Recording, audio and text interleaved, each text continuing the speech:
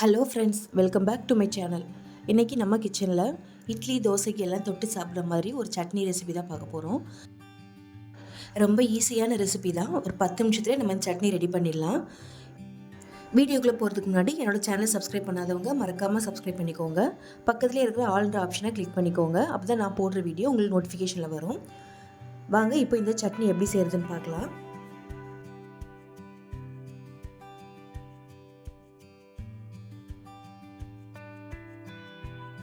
First நம்ம வெங்காயம் தக்காளிலாம் வதக்கி எடுத்துக்க போகிறோம். அதுக்கு ஒரு பேனில் தேவையான அளவுக்கு எண்ணெய் ஊற்றிக்கோங்க. இப்போது நமக்கு எண்ணெய் சூடானதும் ஒரு கைப்பிடி அளவுக்கு உளுந்து பருப்பு சேர்த்துக்கோங்க. கூடவே அதே அளவுக்கு கடலைப்பருப்பு சேர்த்துக்கலாம். இந்த ரெண்டுமே நம்ம விருப்பம் தான், எவ்வளோ நேரம் சேர்த்துக்கலாம். இதோட டேஸ்ட் ரொம்ப நல்லாவே இருக்கும். இப்போ இது ரெண்டும் நல்லா பொரிஞ்சு வரட்டும்.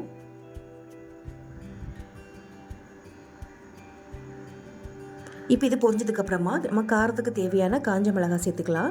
நான் ஒரு 4-5 அளவுக்கு நார்மலான காஞ்ச மிளகாவும் ஒரு 4 காஷ்மீரி சில்லியும் சேர்த்துருக்கேன். கூடவே ஒரு 4 பல் அளவுக்கு பூண்டு சேர்த்துக்கோங்க. கூடவே கொஞ்சமாக சின்ன நெல்லிக்காய் சைஸ் அளவுக்கு புளி சேர்த்துக்கலாம். புளி சேர்த்துட்டு இப்போ இது எல்லாமே நல்லா வதங்கி வரட்டும். இப்போ இது எல்லாமே நல்ல எண்ணெயில் பொரிஞ்சு வரணும். இப்போ இந்த புளி பூண்டு எல்லாமே எண்ணெயில் பொரிஞ்சதுக்கப்புறமா நம்ம கட் பண்ணி வச்சுருக்க வெங்காயத்தை சேர்த்துக்கலாம். நான் இன்றைக்கி 3 பெரிய வெங்காயம் எடுத்திருக்கேன்.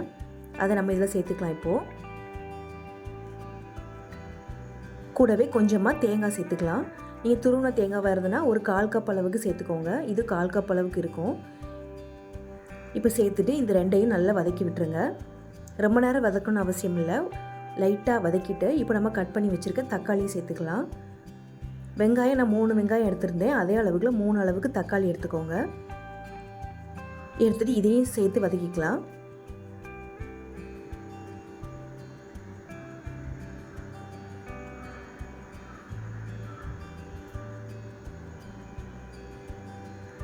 இப்போ நம்ம லேசாக வதக்கி விட்டதுக்கப்புறமா இது கூட ஒரு கைப்பிடி அளவுக்கு பொரிக்கடலை சேர்த்துக்கலாம். நீங்கள் இது கூட வேர்க்கடலை கூட சேர்த்துக்கலாம், அதுவும் ரொம்ப நல்லாயிருக்கும். இப்போ சேர்த்துட்டு இதையும் சேர்த்து நம்ம வதக்கி விட்டுக்கலாம்.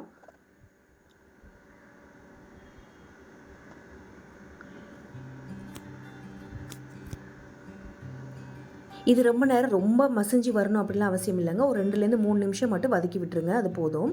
இப்போ இந்த சட்னிக்கு தேவையான அளவுக்கு நம்ம கல் உப்பு சேர்த்துட்டு திருப்பி நல்லா வதக்கி விட்டுக்கோங்க.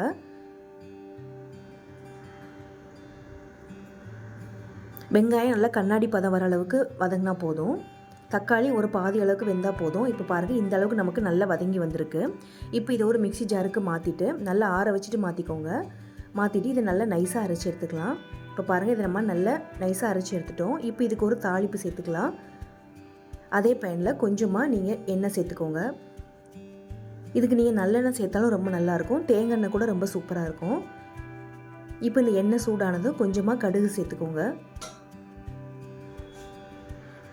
இப்போ கடுகு நல்லா பொரிஞ்சு வந்ததுக்கப்புறமா கொஞ்சமாக கருவேப்பிலை, அப்புறம் 2 காஞ்ச மிளகாய் சேர்த்துக்கோங்க.